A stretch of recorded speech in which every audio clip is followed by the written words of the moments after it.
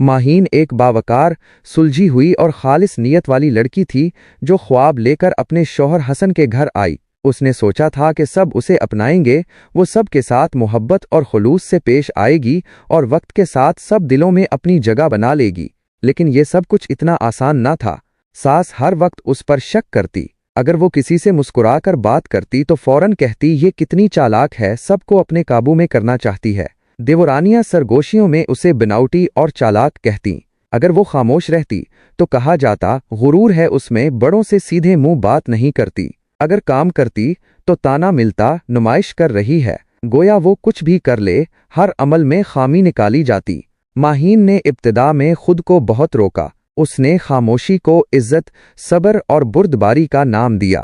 وہ سوچتی تھی کہ وقت کے ساتھ سب کچھ ٹھیک ہو جائے گا، مگر ایسا نہیں ہوا۔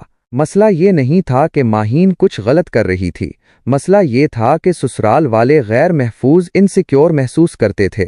ماہین کی تعلیم، اس کا بااعتماد انداز، اس کی خودداری، یہ سب انہیں دھمکی محسوس ہوتے تھے۔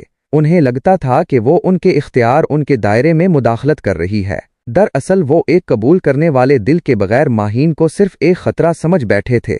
ماہین کے دل میں سوال اٹھنے لگے، کیا خاموشی میری حفاظت ہے یا میری کمزوری؟ کیا اپنی بے گناہی کے لیے بولنا بغاوت ہے؟ ایک دن جب ساس نے سب کے سامنے طنزیہ انداز میں کہا، بہو تو سب کچھ جانتی ہے، ہمیں سکھانے آئی ہے، تو ماہین پہلی بار خاموش نہ رہی۔ نرمی سے مگر مضبوطی سے بولی، امی میں سیکھنے آئی ہوں، سکھانے نہیں، مگر اگر آپ مجھے شک کی نظر سے دیکھتی رہیں گی تو نہ میں سیکھ پاؤں گی، نہ آپ سکون پا سکیں گی۔ گھر میں خاموشی چھا گئی، مگر یہ خاموشی پہلی بار بوجھ نہیں، ایک نئی شروعات کی نوید تھی۔ حسن نے اس رات ماہین سے کہا، تم نے ٹھیک کیا، سچ بولنے سے رشتے ٹوٹتے نہیں، صاف ہوتے ہیں۔ ماہین نے سیکھا کہ ہمیشہ خاموش رہنا اپنے وجود سے انکار ہے۔ سچائی اور نرمی سے اپنا موقف پیش کرنا کمزوری نہیں، وقار کی علامت ہے۔ نتیجہ، ہاں، سسرال والے غیر محفوظ اور تنگ نظری کا شکار تھے، لیکن خاموشی سے وہ کبھی ماہین کو قبول نہ کرتے۔